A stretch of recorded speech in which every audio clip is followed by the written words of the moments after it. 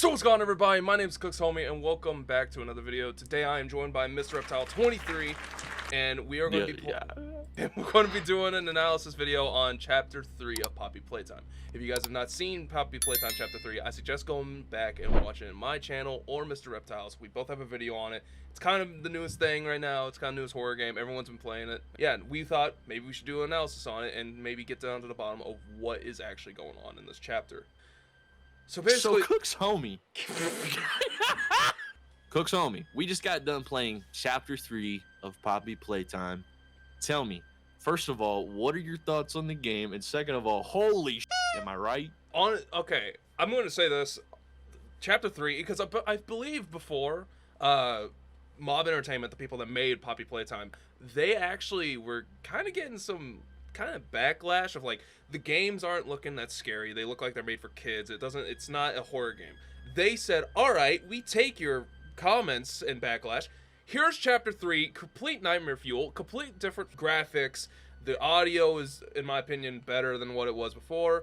And it's just all around. They made the game more terrifying. It actually felt like a genuine horror game. Yeah, back to your point about it being nightmare fuel. It is nightmare fuel. Nightmare. I had to make the joke. I understand.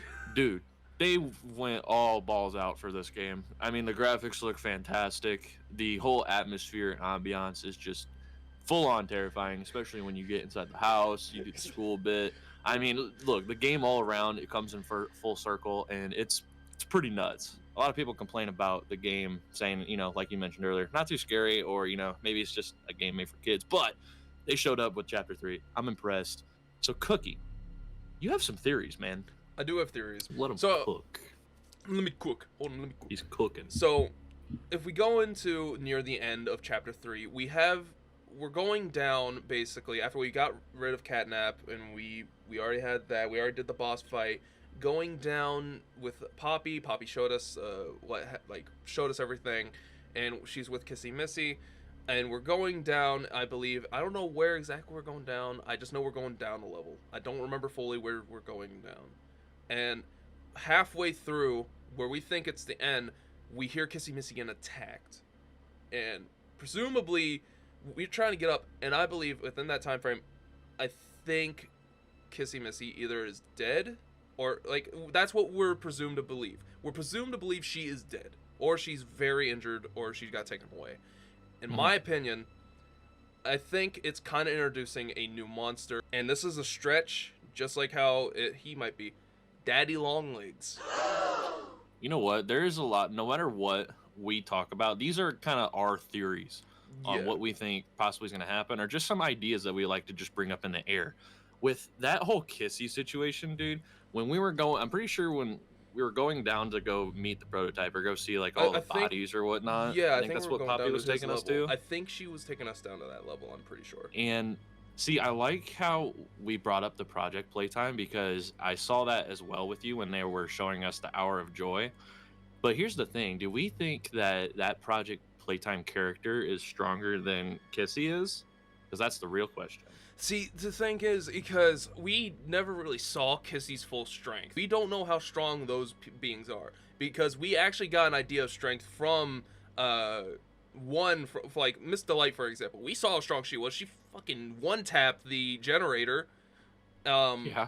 And then for like Catnap, we saw how strong Catnap is, like how big he is, how strong he is. And then not even and this is the biggest one, we've seen how strong the prototype is. The prototype, like, that man one-hit KO'd Catnap. Obviously, Catnap was kind of just giving himself. But I don't think... Yeah. I don't know. I just doubt that maybe it could be. I don't know. I think with the strength situation, we haven't seen much of the prototype minus him, you know, eliminating Catnap. But when it comes to Kissy, we actually see all the characters, you know, obviously killing people in the Hour of Joy. And we actually see Kissy at a point, which is like, looks like she's strapped to like a little bench, kind of like Darth Vader was in Star Wars. And she broke out of it and started chucking people. So, I mean, is she more craving for violence, or is she kind of like with Poppy's side, just mainly wants everything to just go away and, you know, wants everything to be peaceful again? When the prototype, you know, pretty much Catnap. basically, He yeah, takes them, yeah. and we noticed He the same pattern in chapter 2 when he took Mother, which yeah, is because Mommy. after we killed Mommy, yeah, you could see his hand appeared underneath the door and just slowly grabbed her away. Now here's the real question.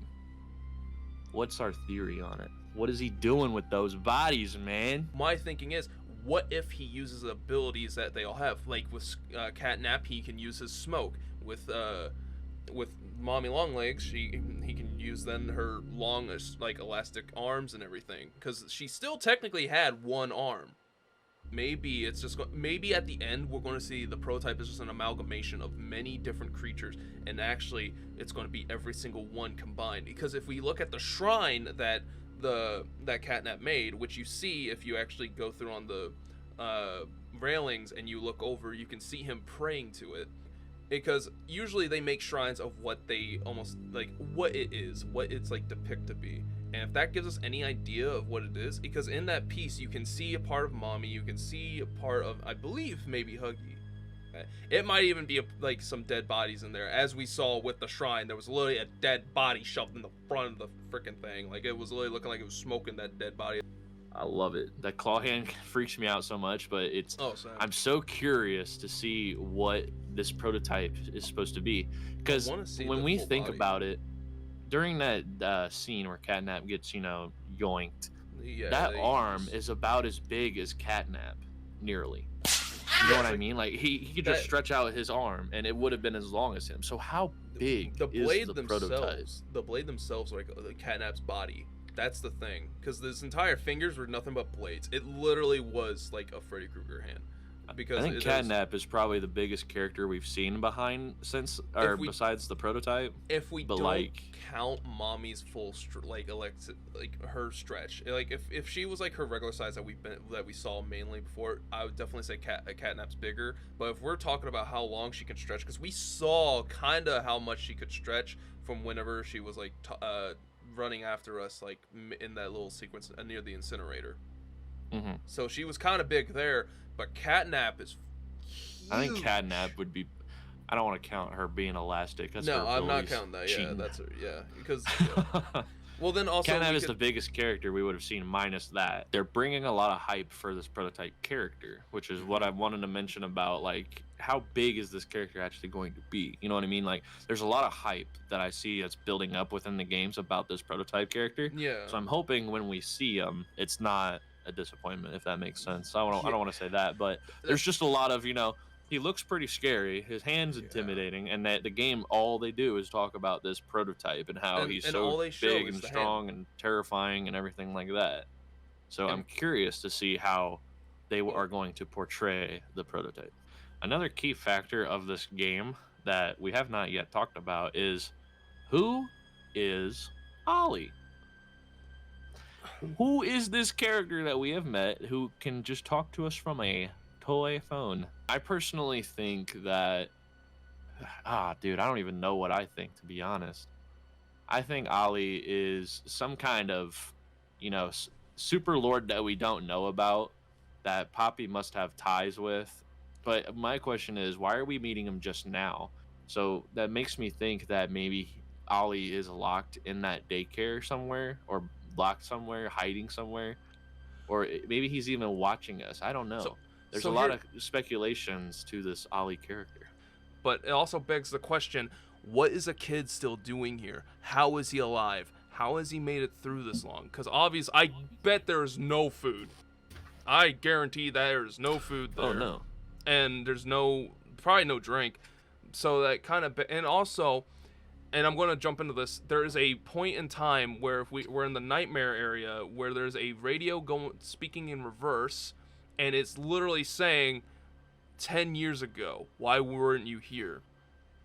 And so 10 years ago, that kid, if it's 10 years, that kid is no longer a kid. It doesn't matter. Like, he's at least a teenager, or I don't know. I don't know about that, but I just genuinely think, how would he have survived for 10 years? Hey, man. It's all just a theory. Game theory. But what you mentioned earlier is actually what I wanted to start talking about next, which is this radio that you mentioned. Yeah, in the There's this radio that we hear as we go through the hallways in that first house that we walk in. It's in the And home sweet obviously home. it's talking in reverse. We don't know what it's saying, but With the power of editing. 1995. You were supposed to be here. Why weren't you here? You missed the event. You missed the meeting. You missed the party. You have no right to be here. 8/8/1995. I find your presence intrusive. After all this time you return. You come in here and you kill and murder. You pillage and destroy. Your presence was demanded 10 years ago and you didn't show up. 8/8/1995. You were supposed to be here. Why weren't you here? thank you for that awesome clip. First of all, I want to talk about who the voice could be. Me and you, Cookie, have talked plenty of times on what we think it's going to be, but I'm going to be honest with you. Even still after our talk, I have no idea what this voice could be. I still believe, and I'm going to say this now, and I honestly, I could be wrong, I could be so wrong, but I feel like it's got to be one of these two. Because it's in the nightmare area. After we walked into the cloud of red smoke, which obviously gives you nightmares. We've already had that established, because that's Catnap's power. That's basically his ability. So what I'm thinking is this: the radio is either we only heard Catnap speak once, and it was after we had the flashback to all the things, and it's when Poppy is speaking to us in our mind, after we got basically jumped by Catnap and he ripped off our mask. And within that, we get there and he says, "Leave play care or I'm coming for you." It doesn't sound like the radio voice. So my last thinking is this: we know the prototype can speak. We know it can copy voices because the VHS with the scientist near the end. And so what I believe is this: it is the prototype speaking to us through the nightmare somehow. But like I said, since it's the nightmare, anything could happen. We saw demonic Huggy Wuggy literally right after. Anything can happen. That radio, it tells us so much, and this is where I say a lot of lore got spilled here, because it gives us a date, 8/8/1995, which honestly, off the top of my head, what is the month? And August 8th, 1995 was the day where the Hour of Joy happened, which I'm going to say the Hour of Joy was when the creatures came to life and murdered everyone in Playtime Co's area. Like, anyone inside the building died, except us, because we weren't in the building. I don't know where we were. We were probably off having a martini somewhere. I don't know. We missed the event. We missed the meeting. And the radio literally says you're not supposed. You were supposed to be here. Why weren't you here? You missed the event. You missed the meeting. You missed the party, and it's referencing the Hour of Joy. Which, if we were there, we probably would have been killed. I hope when this new, obviously they have to have a new chapter out. They left the game off on a cliffhanger.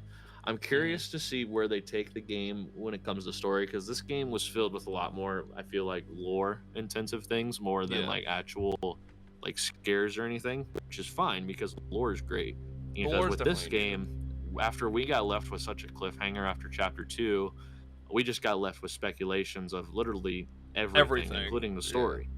This one game alone answered so many questions that people have been gathering for the past, years on just the first and the second game. I'm sorry for cutting you off, but this is the biggest thing. We finally found out what the hell happened. Yeah. I mean, that was the biggest question. Yeah, everyone wanted to know what happened. Where did everyone go? What happened? Dude. Yeah, exactly. Well, and we found out everyone fucking died. Okay, I want to know, your final thoughts on your prediction for the future of the series. How many games do you think there's going to be? What do you think we're going to see in the next chapter? I could see this going one or two ways. The first way is they can milk it. I mean, it's a great series. They could easily make multiple games. No one knows how many games they could do because we don't know how much story they have planned. I mean, hell, there could be 10 games for all we know. The second thing I'm thinking is there's only going to be 2 more games.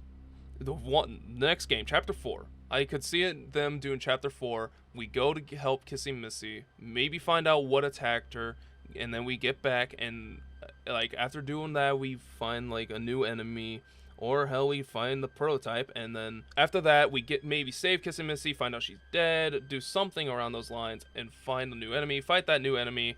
The 5th and final game, in my opinion, is where we will have the final showdown with the prototype. That's my like thinking of it. So you think there's probably going to be like what, 2 more games then? I think 2 more games, maybe a 3rd, but I genuinely think only 2 more games. Alright, well, I'm going to leave the video here, guys. Me and Mr. Reptile, we talked about this for like an hour here, just on the alone, and there's also so much we talked about beforehand, like me and him before we actually started recording. We wanted to get an idea of basically what we want to talk about, and honestly, I think we hit everything we really want to talk about in this video. There's also probably so much more stuff that can be said.